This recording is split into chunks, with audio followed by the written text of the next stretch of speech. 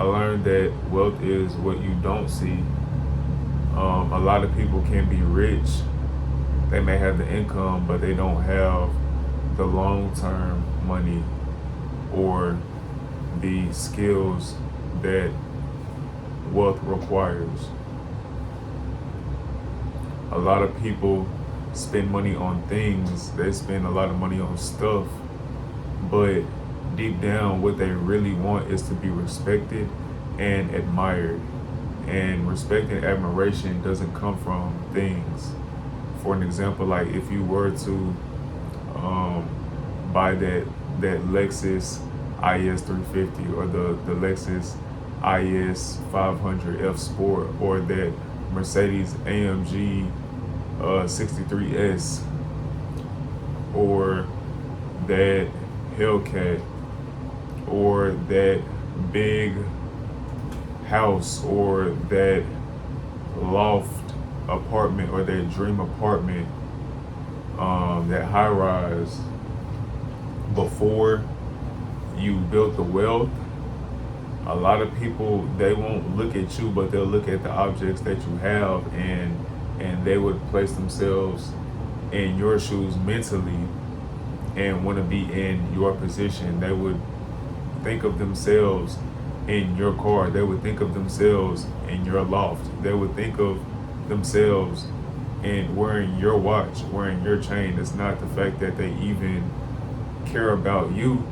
Yes, they like the wealth, but they like the wealth because of what it represents on the outside, or not even necessarily the wealth, but the riches and the things that you have. So if you're looking for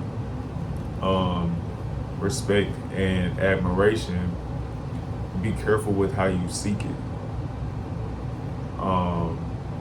Be careful in seeking it in general, because respect and admiration come through humility. It comes from empathy and compassion and kindness. It doesn't come through things. And a lot of people treat riches like how we treat working out and eating, right? So let's say we do get rich. Now we feel like we deserve a meal, a cheap meal, a big meal, right? So just like working out, you don't go to the gym and then turn around and eat more calories than you burnt off.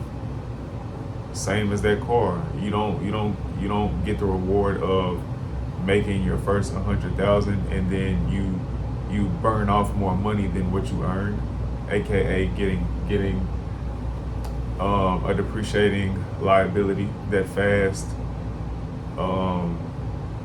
Hellcat.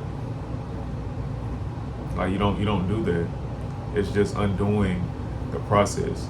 It's undoing all the good progress that you made. And more importantly than buying stuff, a lot of people value time. They really value control over their time. They want to do what they want to do, when they want to do it, with who they want. Because even if they were doing something that they love, and they were on a schedule that just completely took all their time, it would turn into something that they hate. Not saying that structure isn't important, because structure and discipline actually give you more freedom, but it comes to a point where you have structure and discipline, and then you have a strict, like a strict cage or a strict timeline that you're living by.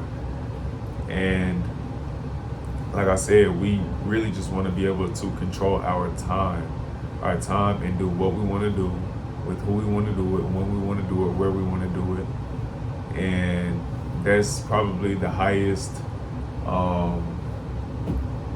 that's probably buying your time back, redeeming the time is probably the best thing you can do with your money, because cars get broken into, cars get burnt up, flooded, houses, same thing. Like, those things come and go, but your time is your most valuable resource, your time and attention. So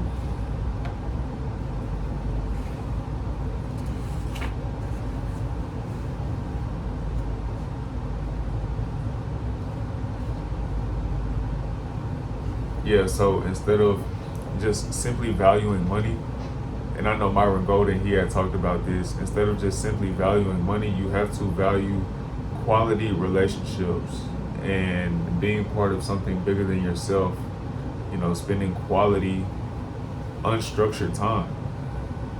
And your job is to create through decisions and thoughts, and your tool is your head, your imagination that never leaves you.